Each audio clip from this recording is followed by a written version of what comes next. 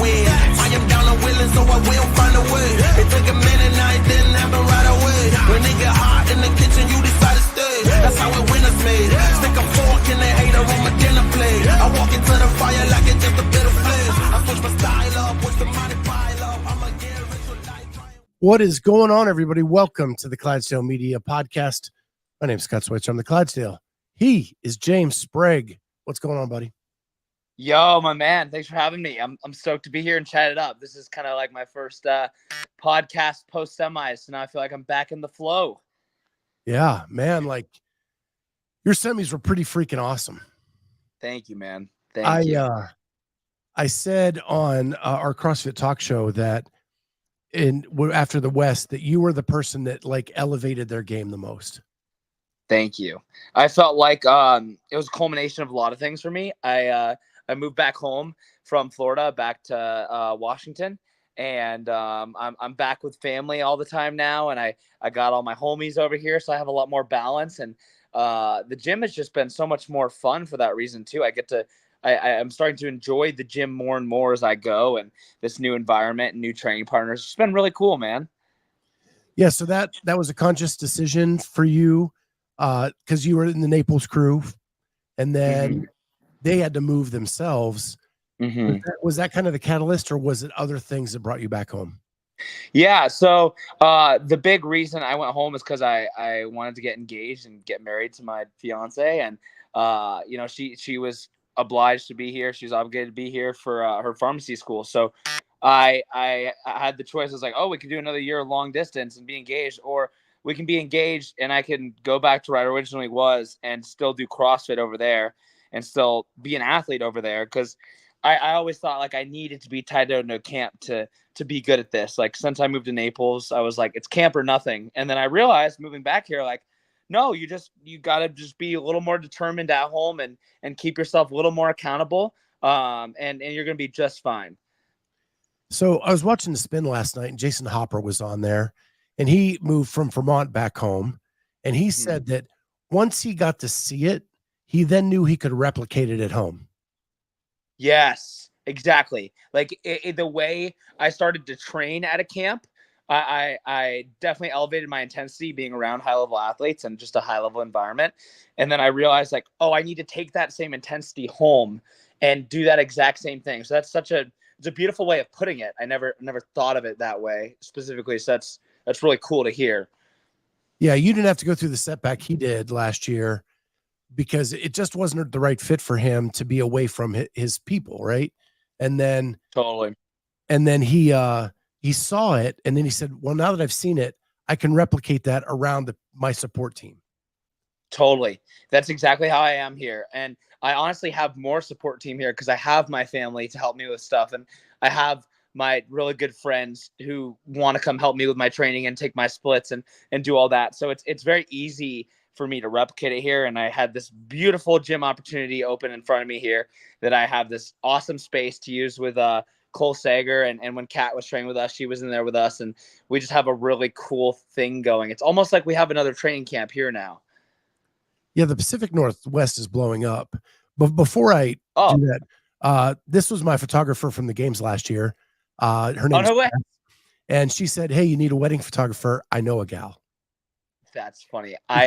We actually settled on a guy. We love him. He's awesome. But I will keep her in mind for any of my friends ever getting married, because I'm only getting married once. But hey, we're here. Yeah, she actually captured. I should have pulled it up.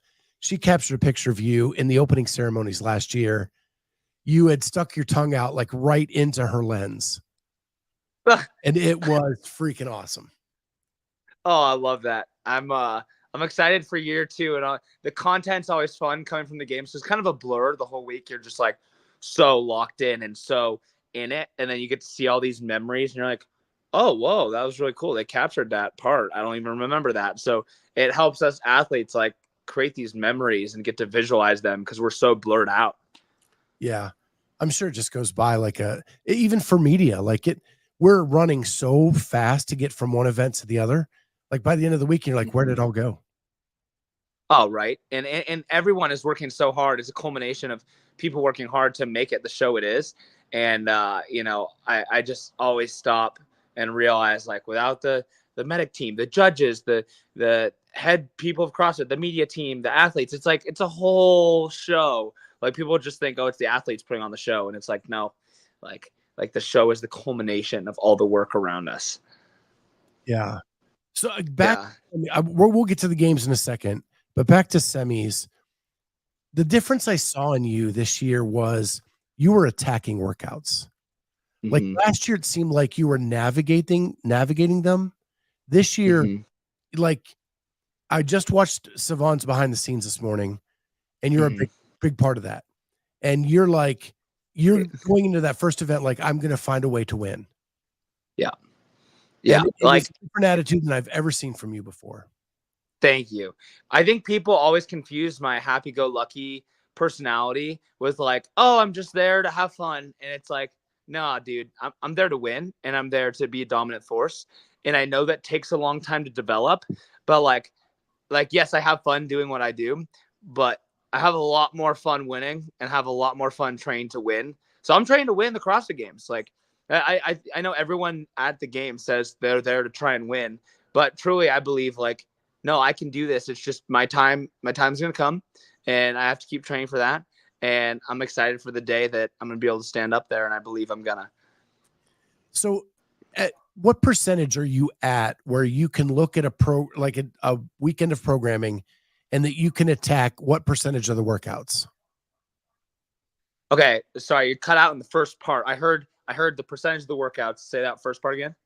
So when you look at a competition weekend and there's this much of the workouts that you can attack, generally, how much can you attack now?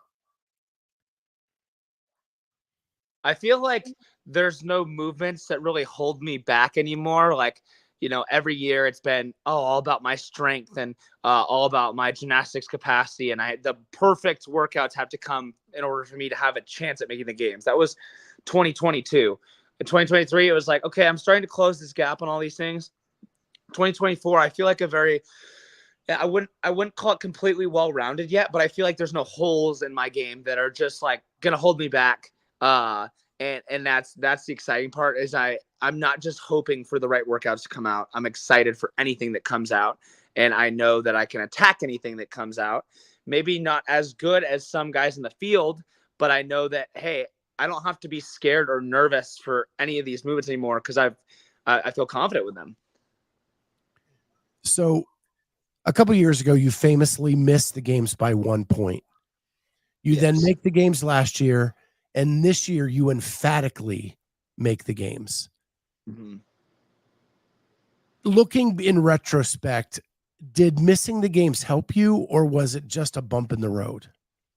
Definitely helped me. My identity was so much placed in the sport, and I believe that was God showing me, like, hey, take your eyes off of this idol of CrossFit and your placement, and put your eyes on what's eternal. And once I started doing that, my placements and everything in CrossFit started to matter less to me, in a sense of like, it didn't define me. And so when I stopped defining myself by my placement and by what I could do on the floor, that allowed me to blossom. So that 2022 missing by 1 point was very much needed for my faith, my fitness, my friendships, all the F's. It just helped me blossom into the person I am now, because I really truly believe that 1 point miss was a God thing, and that I needed that to happen. How long did it take you to get past the hurt to then learn from that and grow? I mourned. Like, it was a good week of just being like, oh, that really sucked. Like, it sucked even more because my identity was in it. And if I didn't like put this image in my head that it's CrossFit Games or nothing that year, then it wouldn't have hurt as bad.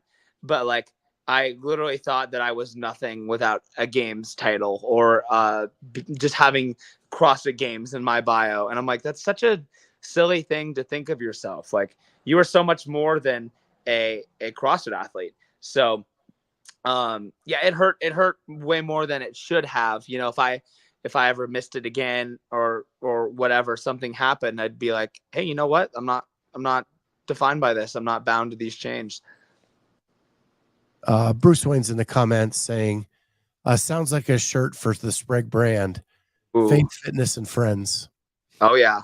I like that. I got to make a game shirt this year. I haven't like thought about it yet. There's still so much time, but I think it'd be fun to make something like that, get a crew going. Yeah. Isn't it crazy? Like how compressed the season felt to start. And now you've got this like 2-month wait. Yes. I like it.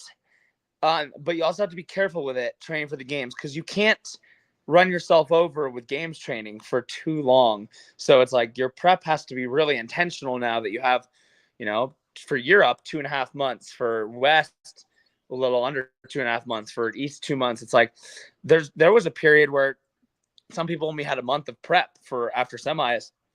And that was like, oh, that was a good amount of time to peak for the games, like a month and a half. But now that there's that extra time, it's like, oh, okay, you kind of have to really be smart about your training. You're going to face severe burnout. So you might see some people at the games this year, like, I was just too run over for too long, and you'll see it happen. So I'm trying to avoid that at all costs. Yeah, I think there was a lot of worry about that going into semis with the workouts being released so early, that it could cause a burnout on those movements. Yes.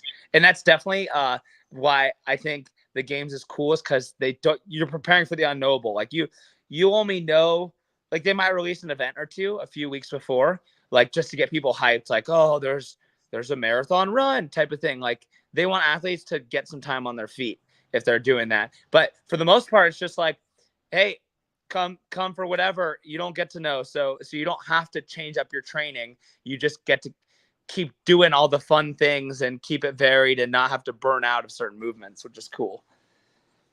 Yeah. So going into semis, now that you're established as a games athlete, is there a goal with semis, or is it just get through to the next round? So I guess this year I knew the workouts lined up well for me, but they lined up for a lot of people well. It's like, I knew like there was a good amount of machines in there and grindy workouts, which I usually thrive in. So, I was like, hey, like, it's on you to make the games this year. It's on you. Like, there's no variables holding you back. So just go out there and perform each one at a time. I knew I could podium. I actually put myself in the Heat 1 app. I was like, I think I can do this second or third place here. I'd never broken that barrier yet, so it was hard for me to believe, but I just believed it from the beginning and knew if I just went one at a time that I could do it. So I really wanted to show myself I could do a podium at one of these big competitions, and that was a good goal to hit. And then you start the weekend off with an event win. Mm-hmm. And so that was a great start. Thank you, my man. They on the behind the scenes, they walk you through the path that is the run. Mm-hmm. And a lot of people are saying, oh, I can't wait to do the berm. Mm-hmm. Wait to do the berm. Then all of a sudden it's taken away. Yeah. Were you glad it was taken away, or were you one of the people that wanted to do it? Oh, I definitely wanted to do it. I don't think a lot of guys would have finished it, so it would have been hectic for the scoring and whatnot to see, like, where's everyone finishing on this 800-meter run on the last lap. But I wanted to do it. I love running. That's why I'm excited for the games. Like, I'm a runner. I do all these cardio things. Like, that's my background. I run, swim, bike, row. Like, that's what I do. So the more of that, the merrier for me, at least. Yeah. And it's so iconic. Like, they didn't stream it anyway, so we wouldn't have got to see it, but I think it would have been a cool experience to be able to do something that's been done so many times in the past. Mm-hmm. Mm-hmm. So then you start your day off so well, and then you have to take the whole rest of the day off. Was that weird? Mm-hmm. Yeah, I needed it. That was the most physically demanding event of the weekend. So I felt like, wow, I really sold out, and I was really hurting. Like, I was thrown up after it and super dizzy, and I really sold out for that one, because I didn't know if I had the chance to win against Brent going to that fourth round. So I was like, I'm gonna have to really redlined in this last round to have a shot. And so I redlined and did that. And oh man, I was glad there was nothing else to do that day. The behind the scenes, I don't know if you've seen it yet, but it shows you in the ice bath and your fiance trying to take you to a happy place after that event. And you're that sounds so about, funny. like, What was for that? the wedding and stuff like that, trying to make that better. It was that rough on you? Yeah, it sucked. That was pretty painful. I mean, it wasn't the most painful event I've done, but I feel like I always in a first event I get nervous and work myself up too, and you just don't know how you stand and how the floor is gonna feel. And then after the first event, all that goes away. So it's just like a big relief when you finish too, and a big like come down, like hormonally, you're just like, oh, that's over. Big stress over. It's the first event's way more nerve wracking than the last event, even though the last event's where it's all on the line. Like I don't know. The first event always gets me. Yeah, it was a crazy weekend. So then you go in, you get another event win, don't you? Like at some point during the weekend? Yeah. Against some people that are really good at those elements, right?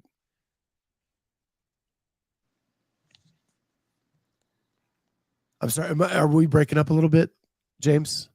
Yeah, I've only heard probably 1/3 of the things you're saying. I'm trying to understand what you're saying, but it's here. I'm gonna rejoin Wi-Fi because I got off Wi-Fi, but it should be. Let's keep trying. Okay, so yeah, you're clear on my end. It's just seemed to be delayed to you. No, I got you. I should be good now. I'll let you know if it starts happening again. Okay. So then you go into that event 3 and you win that event, and there's people in your semifinal that are really good at those elements. Mm-hmm. And so what confidence did that give you for the rest of the weekend that you got another event win?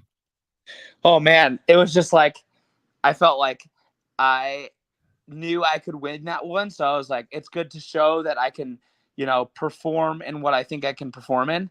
That one was all like, it was bike and leg rope climbs and tall box jump overs. Like, name a better workout for a tall guy. So I was like, hey, there might be a workout tomorrow that doesn't favor you as much. So go take your points now.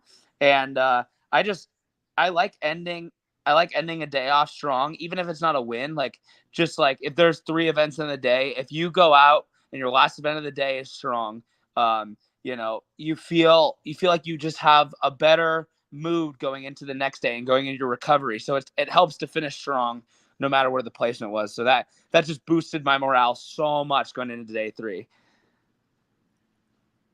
I know, like, you can't put a lot of credence into semifinals because games are a different ball game altogether, right? Mm-hmm.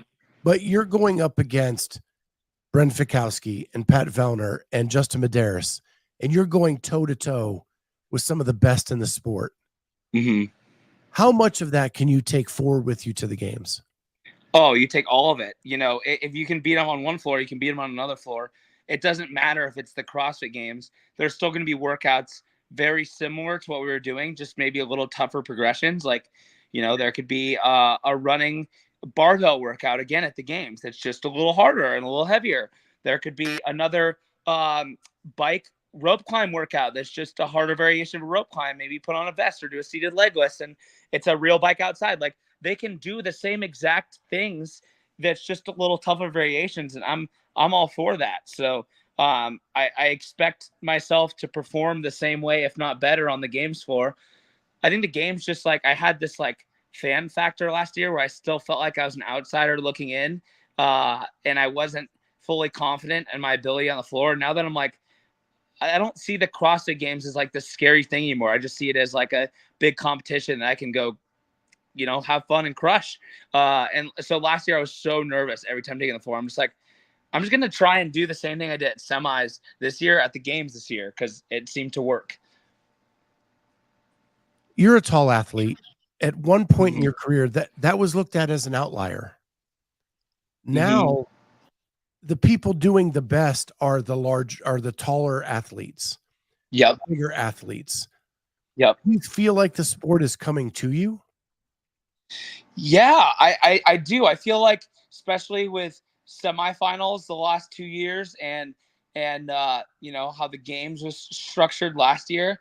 It's becoming maybe not structured toward tall and big people, but it's becoming less biased toward either group. Is how I feel. I feel like they're making it much more well balanced. Like you know, people thought the last few years, oh, Boz is just going to do all skills and gymnastics, and it's like we haven't seen that reflected in the programming. Like it's actually getting more CrossFit-y and old school.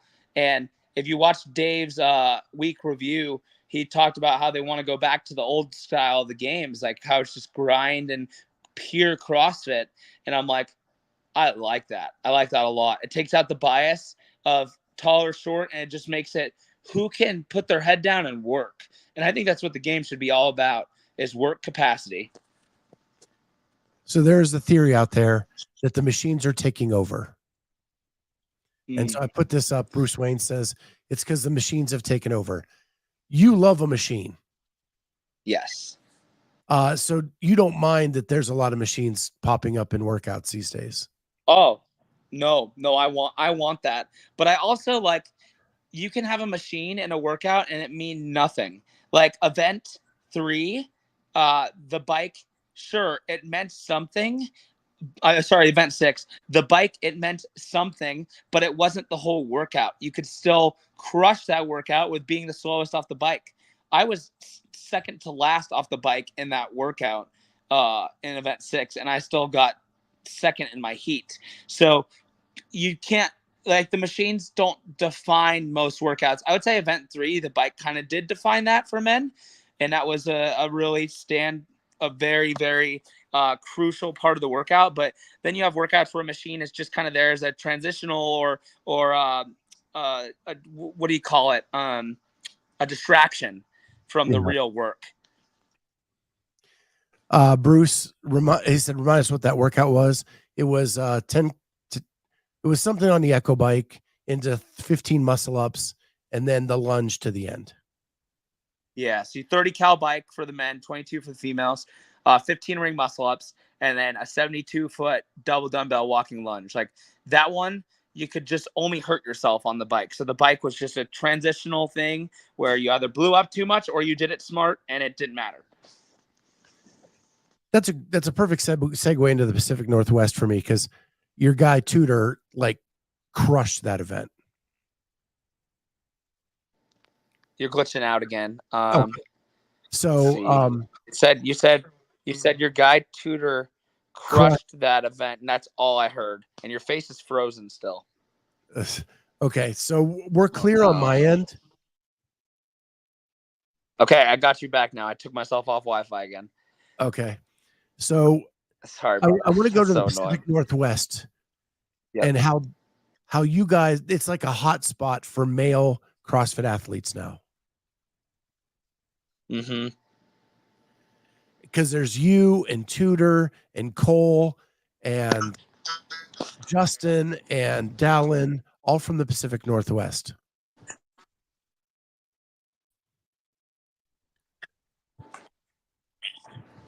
Okay, I think we're still glitching out a bit.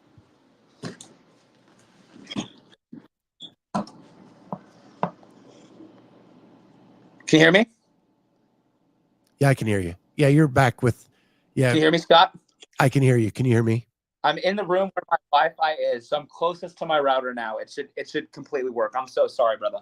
No, not a problem. Done 1,000 of these. It happens. So the Pacific Northwest has become such a hotbed for male CrossFit athletes.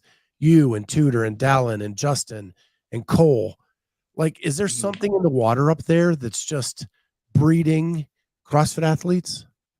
Oh man, we got a great environment. We got there's just great weather out here. There's a lot of mountains. There's a little bit higher elevation at most of these parks.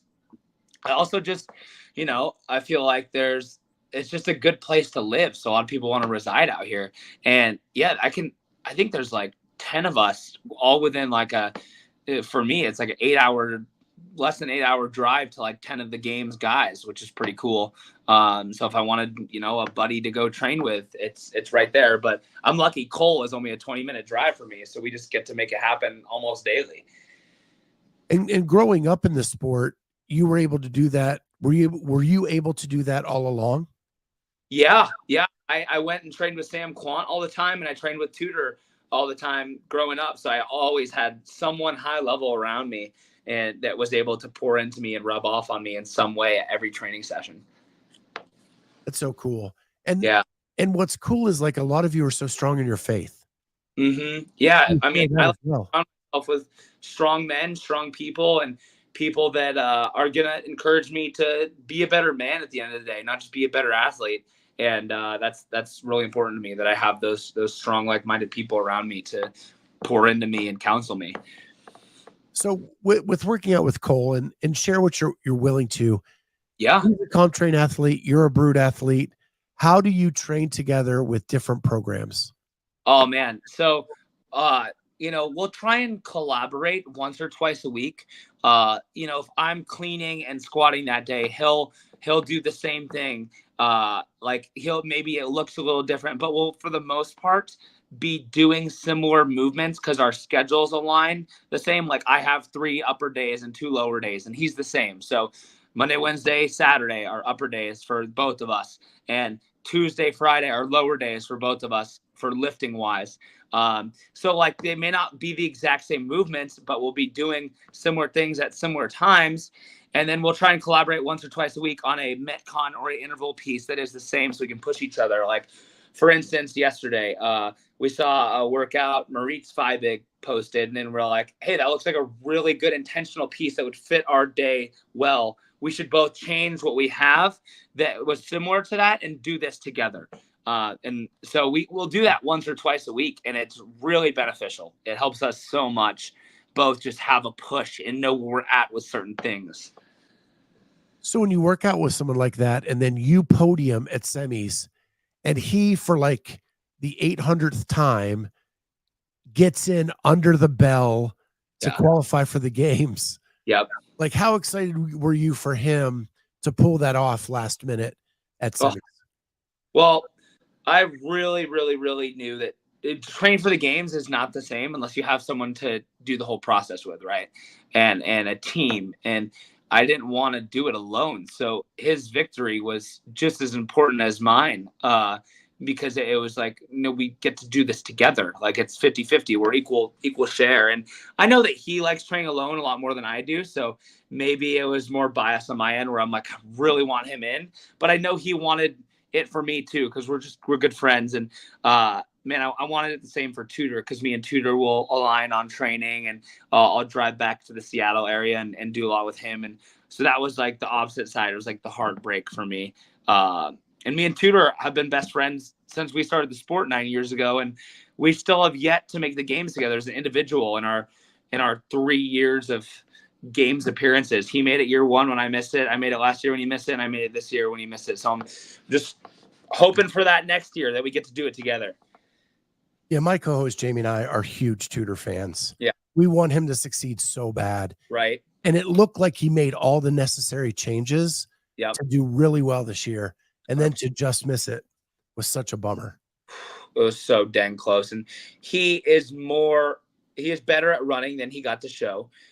He like that was the workout of the weekend where I'm like, dang, dude, like you can keep up with me in running intervals on the track and all that. Like he just has to believe it up here, and he'll do it on the floor, and you'll be like, whoa, was he always that good at running? Yes, he was. He just had to believe it in his head. Yeah. Yeah. So Mark Moss asks, do you think it helped him more making the games training with you this year, or vice versa? I think that's with Cole. Do you think it helped him more making the games training with you this year? Is the question, did I help Cole more, or did he help me more? I think that's the question. Yeah. So I would say that, like, I'll reiterate this. I think he's really good at training alone and training his garage and locking himself in. So it definitely helped me more. And I think he sometimes will just come to the gym because he knows how much I love having him in there, where he could just do everything in his garage if he wanted. So I would definitely say I benefit the most from it, but I would like to think that I keep it light and fun for him and keep him young, because I'm 22 and he's 33. So we got like some different generational just differences. And so I like to think I keep him young and have fun with him. I'm sure it helped him a lot when he has a preemie baby and needed to just get his mind off of some things sometimes. Yeah. I think that probably helped a little bit in the training. Oh, he's been through it, man. The fact that he was able to make it happen this year with that being in the hospital for 3 months straight, hours and hours and hours a day, it's just like, wow. Like you are dedicated and locked in. No one else could do that, man. Yeah. Insane. It's so insane. Shows you what a good base does for you. Yes. Yep, it does. I mean, he's been his 11th in a row. Like, it's pretty nuts how you don't have to train as much. You just have to be more intentional with your training when you're at that level. Like, I went to train with Noah last summer for the games for a day, and he's like, I don't have a big day. I don't really typically do big games days, but super intentional. And that's all I need. And I'm like, I thought you needed to crush yourself to be good at the games and be just so volume oriented, but it's so not true. So I know, like I talked to you once with the whole Brute team crew before, like you guys leveled up, and you had your own programming. I think back then that you were selling. How much have you learned by hanging out with people like Cole Sager and Noah, these legends and OGs of the sport? Yeah, like I've learned balance from them and what longevity actually looks like in a day-to-day routine. And that is balance, having other things outside of CrossFit. So whenever I see someone that succeeded long term, I want to replicate that, and I want to imitate that in my life. And so always have mentors who've done it better or done faster or done it stronger than you have, because you'll learn a lot from them. I want to get into the business side a little bit with you because you have, as a young person, done the business thing a couple times. Totally. And the behind the scenes for West Coast Classic, you've become the star of that kind of in episode 1. It's really cool. I think your personality lends itself to be that. Do you agree? Oh man, I'm just like I said, I'm a happy guy. I don't put on any face. I just do what I do and genuinely love it. So if people like watching that, I'll take it, man. It's really cool that people are drawn to that. And I think, there were so many people who thought Cole and Noah were like fake and too happy. I'm like, no, dude, they're just genuinely like that. They're just genuinely love what they do, and they want to spread that love and joy to others. And I feel the same way. I just love what I do, and I feel like I'm called to be right here, right now. And in that, 2 years ago, there was no behind the scenes, right? Like it just came back. How beneficial is it for an athlete like you that those things have come back? Well, I think it's really cool for this reason. I'm going to get to go back in 10 years when I have kids and show them, hey, this is what I used to get to do. This is what it looked like. Here's who your dad was. Like I think that's such a cool thing that I'll get to do. And I also, my family and friends who can't be there at the competitions with me, they get to see what that looks like and how I'm going about and navigating these competitions in my lifestyle. So one way that has come about this season is that there's third-party media creating ways for athletes to make money other than being an influencer, right? So you've done every Reps Ahead that has been out, and you're doing another one at the end of the month. Oh yeah. Savon did the Taylor versus the world. Yep. And then that bled into Kill Taylor. And it's ways that athletes can earn money without having to post 82 times to Instagram in the month or whatever. Crazy. Yeah. What has Reps Ahead done for you? And why do you sign up every time? Well, first off, I love the brain behind it. His name's Philip, and he's a good friend of mine. I'd consider him that. He's just he's a good man that has a good heart, and I want to support him in his cause. He was in some dark places in life, and this idea was something that came to him while he was in a dark place, and it helped pull him out of that. And so I want to support him first and foremost. Secondly, I think it's really fun. I think it's different, and it gets me excited, and it gives me something to put my energy into training. Just like, it's a super intense workout. Every sequence is super intense and rigorous on the body. So I think that it makes you push really hard, and it translates well into a CrossFit competition. Sometimes you have to redline in a CrossFit competition, and this sequence makes you redline all right. And then thirdly, he's, like you said, he's presenting opportunities to athletes to, professionalize it and pay them to fly out and do a showcase. And, so any opportunity I can get to, help professionalize myself more, I'm going to jump on top of that. So lots of reasons I support Reps Ahead. Sarah Cooper says Reps Ahead was so much fun to watch. Right. It's a cool show, and you understand what's going on the whole time. You're just like, oh, he has to get this many reps ahead this other guy. Well, if you're watching a live stream in CrossFit, you're like, sometimes it's hard to tell who's winning or who's where, who's what. When it's just one-on-one, it's really easy to focus on who's winning, who's losing. Well, and I was talking with Alex Kazan just a couple hours ago, and like, she won the final event at semis, and she didn't even make it on camera until like the last couple strides of her lunge. Isn't that wild? Yeah, they can't show everyone. It's impossible when they're trying to cover everyone and everything. It's becomes kind of a clutter fest. So, like, I think these Taylor versus the World and Reps Ahead are ways that you can actually see the athletes, yes, and watch the entire competition.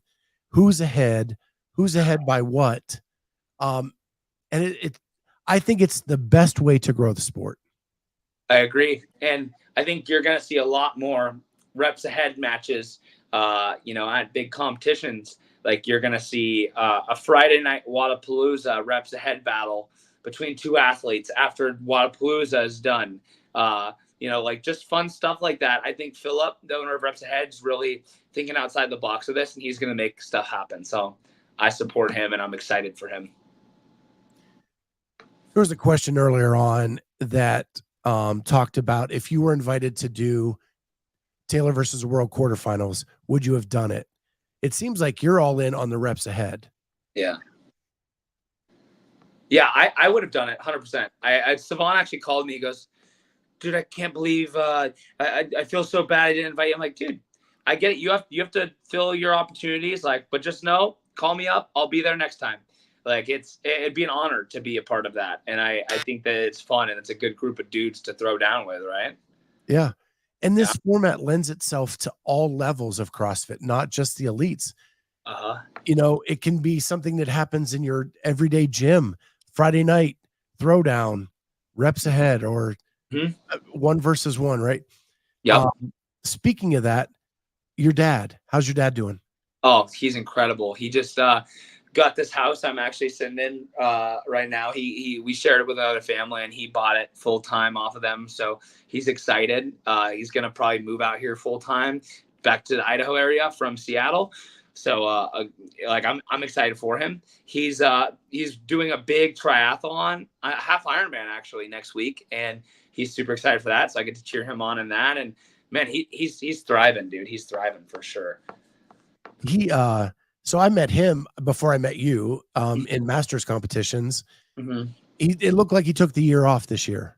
Yes. Yeah. He's been focused on helping me and doing high rocks training and triathlon training, but I think he wants to go back and do CrossFit next year again for 60 plus. Did he make the games last year?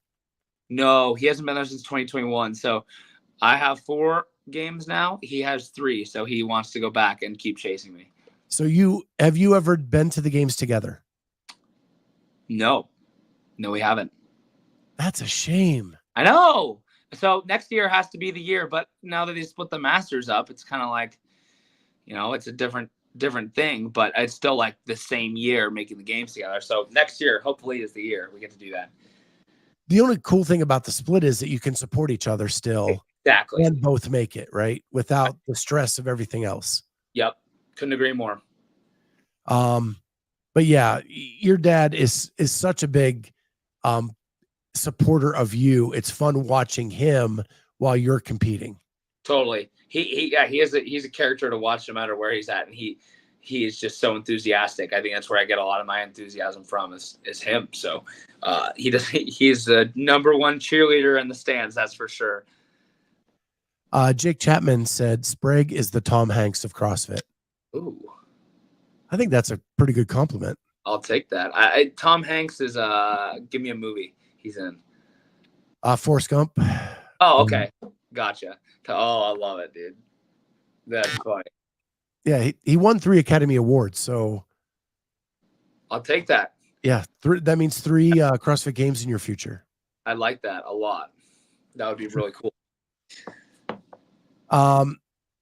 Andrew Sten said, whoa, missed that one. It would be cool to see James in the stands cheering on Pat. Go back to my Instagram, 2021 games. I was his coach. You can see all of that. I live streamed all his stuff. It was fun. I was tearing up. Yeah, I've seen you and him both cheer at Wadapalooza. Yeah. For each other. It's pretty awesome. Yeah, that's so sick. The first time I ever saw you live, you almost ran me over in the Coliseum. You were there supporting Emma when you guys were the little brute teen crew. Yes. And you were running down the stands as fast as you could to yell at Emma out onto the floor. Oh man. Well, if you're not competing, you better be pouring into someone else because it's kind of the lonely road there, not competing as an athlete. You're just like have so much FOMO. So you find the people you love and you pour into them and give them all you got. Yeah. Sarah Cooper's feeling old. How do you not know Tom Hanks? Yeah, I do know him. It's been so long since I feel like I've watched a movie that he's been in. So I just needed a reminder. Now I know. I remember now. Bruce is asking if you're still in contact with Emma. Yes. Yeah. No, I talk with every friend that I've made in CrossFit. I try and keep up with and have a touch point once every 2 weeks, just as much as I can. During busy seasons like games, it's like it gets hard to get on the phone a lot and do all the catch ups. But I love the people I've met, and Emma's a good friend of mine. Let me ask you this, because you're a man of Christ as well. Yeah. And Emma taking the year off to get a closer relationship with Christ. Mm-hmm. That is such a mature and awesome thing to do. Mm-hmm. It really frustrated me when people were knocking her for that. Yeah, I think people just have trouble understanding if you don't see Christ as as God, then you're like, what? This doesn't make sense. You can't piece it together. So from their point of view, it was like Emma is just trying to justify her not feeling good enough in CrossFit, and from a Christian point of view, it's okay. She was making this an idol, and I've been in the same spot where if I wasn't placing well, or if I did place well, it was for myself, not for any other cause. Like she wants to win and win because that glorifies God, and she was realizing she wanted to win for herself and just to glorify herself, and that's making yourself an idol. And so I think that if people could see her point of view more, that maybe don't have Christ in their lives, and they could just see, hey, she didn't want to do this all for herself, simply that statement, they would understand it better. Yeah I applaud what she's doing. Yeah, and it looks like she's having fun in the gym again. Yeah, seriously. I mean, when you take all the pressure off of having to podium and be a champion, do all these things for sponsors, it's like, well, CrossFit's really, really fun again. And I still enjoy it with all the pressure and the sponsors. I really do enjoy it. But I think I'd enjoy it a lot more if I wasn't trying to, always put on the best show possible. If I was just there to be a fitter version of myself, I think it'd be a lot more sustainable. Yeah. Mm-hmm. Mm-hmm. So kind of in that road, in the behind the scenes, you say, today is check-in day, and I can be happy and I can have a lot of fun. Tomorrow it gets serious. Mm-hmm. So do you have a switch that you have to flip, like during a competition, where to be James, I need to go over here and have fun, but there's a point where I have to flip a switch and get to athlete James? Oh, 100%. Yeah. It's like the morning you wake up for events, it's go time, and everything is laser locked. like your food, your warm-ups, your songs you listen to, what you read. Like, it's just like, I'm a big routine person, so I have a routine I just follow in the mornings and before my events, and I just like to, save my energy before events the day of, so I'm not as talkative or not as fun. But it's like, there is a switch I flip on game day, and then after an event's over, I can go back and be me again. It seems like once that event is immediately over, you're willing to talk to anybody on the floor. Oh yeah. Because it's you don't have to think about the task at hand. You can just take a deep breath after each event, and then you can relock in. And so that switch may go on and off 3 times a day at the games. Yes, 100%. And because if I'm always in that adrenaline high mode, like, that's burning out at a competition, that wastes energy, and you only have so many matches to light at a competition. So if you burn all your matches on day 1, you're left with an empty box of nothingness on day 2. So how I keep my matches in my box is I don't spend too much energy, but I also don't stress too much. It's finding the balance. Kevin Doyle wants to know, what's the music? Oh, I listen to a little bit of everything, I would say, before a competition. House music? It's kind of like that. It's kind of like party music. I'm really into that stuff lately. It's like not a lot of words, just kind of crazy, cool beats. And I like Eminem hype kind of stuff, just like making me feel like there's a gun to my head right now. I've never heard that described that way, but it makes sense. Yeah. Yeah. Yeah, the house music is the one thing that I cannot work out to. Oh, really? I think I'm just old. I think that's it. Me and my boys go hard to it, so we have a good time. Or it's that I worked as a bouncer in a club when I was younger, and and so it just brings back like bad memories. Yeah, that'll do it for sure, man. But Eminem, sure. And Kevin says solid. Thank you, Kevin. Thank you. Rosie says amen, brother, to the stuff. Yes. You got a good, solid, strong comment section here. Yeah. People are popping in. I love the chat, man. They actually keep this show going. It's awesome. Yeah. So what I want to finish up with is, you moved back home because you're engaged. You wanted to be present with your fiance. Mm-hmm. Her name is Danica. Yes. How has that been now that you're back for the last year? Wow. Incredible. I feel like I have never really realized how cool it is going to be married. Like, sure, it's a lot of work, but it's like, man, I get to have someone else's successes as my successes and vice versa. She takes mine as her own, and with getting to do life with someone the rest of your life is a really cool thought. And I think a lot of guys my age would disagree, being like, oh, there's so much to explore. There's so many different things you could like out there and that could change your life. I'm like, dude, we're always going to be changing. We're always going to be developing into, our final character, you could say, or the person. You're always going to be just changing in life. So I want to change with someone. Like, that's what I want. So she's just helped me have more balance here and really just been a fun, happy, healthy presence for me to be around. And we work really well together. What was she your coach at West?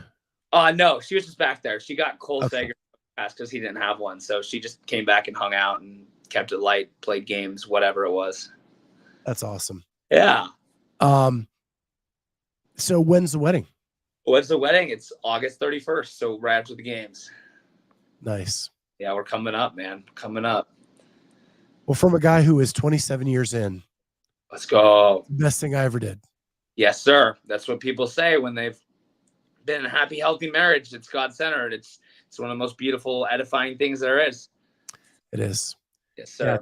I mean, she's the love of my life. Why let her get away? Yeah, exactly. Keep her coming back. Rosie said, James, listen to Elevation Worship Mix. So good. Okay. Elevation Worship is the best. I love their stuff. I'm also a big Christian rap guy. I love KB, Lecrae. I'm always pumping their stuff. So right after West Coast, you and Danica went to Disneyland. We did the Disney. I have done Disney, never after a long competition.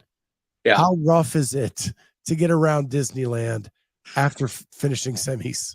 I was dead. I constantly was tripping over my sore quads and I was really feeling it. So she would laugh at me and I'd be sitting in the line like, I need to sit down. I can't keep standing. And she'd be like, you're so weak. And I'm like, yes, I admit it. I'm a weak man right now. She loves Disney. Like she's like on almost the Haley Adams level of loving it, where it's like it's like, I like it. I think it's super cool, but I almost feel like I've outgrown it a little bit. Not in like it's boring way, but in like I've seen it all. I've seen the Disney stuff. I think it's cool. And I just don't, I'm not very patient in lines. I'll admit it. I'm not patient. So I get in that 90-minute line and go, but you know, it's good for my soul. What's the one thing at Disneyland that you have to see if you're going there? Ooh. I mean, you might be asking the wrong guy here because I've only been, I think, twice. But I really thought the Rise of the Resistance Star Wars was super sick. I think you have to do that no matter how long the wait is. And I hear the new Guardians of the Galaxy ride is pretty sick too, but I didn't get on that one. Okay. Yeah. I've never been to the one in California. I've been to the one in Florida a ton. Yeah. Florida and very similar because I've been to both too. Yeah. So Sarah Cooper says walking Disney is no joke. Yeah, it ain't a joke. Like I think we're at 15,000 steps, and that's I hear like people take 30,000, and that's a good Disney day. Yeah. I would never do it without like some way to jump line. Yeah, because I'm with you. Standing in those corrals for hours is not cool. No, even if you have something fun to do, it's like okay. 8 hours, this is enough. And then the park's open for 16 hours. You're like, oh, I have 8 more hours. Here we go. Yeah. It's been so long since I've been at Disney. They didn't have Star Wars when I was there. Yeah. Yeah. It's definitely grown and changed. What I've heard. It's, they're always trying to innovate and make it more fun so they can make more money. But that place is, it's crazy how much money it costs, man. Oh, yeah. Yeah. Yep. So last question for you. Let's hear it. You and Danica, what is the perfect date? The perfect date, I would say anything outdoors that is adventurous. I really like doing. Like I love hikes. I love whatever it is outdoors with her, or just simply being anywhere without our phones. I would say is the best time with her. But I would say. She would say like going out to a nice dinner and dressing up. She's simple like that. She loves that stuff. Or going to pick berries, or she's also the same. Anything without our phones is a good quality date time. So we try and do a lot of that. Even while it's games training, I'm trying to always, make time for that because it's important. Yeah, I think it's probably the most important thing. I like I said, I just talked to Alex Kazan 2 hours ago, and she said like, that's the hardest part for her right now is finding time for her husband. Yeah. Yeah. Balance is really difficult. I mean, you're so caught up in how did this training piece go and getting ready for the next one and eating. And it's like, okay, well, where does your person come into that? And how can you, mold life around both things, not just one or the other? Yeah. Yeah. James, this has been awesome. Yeah, it has been awesome. We got through the technical glitches. Thank you so much for jumping on. Thank you to the chat for being here. You guys are the best. Yes. And with that, we'll see everybody next time on the Clydesdale Media Podcast. Let's go. Thank you so much for having me on, brother.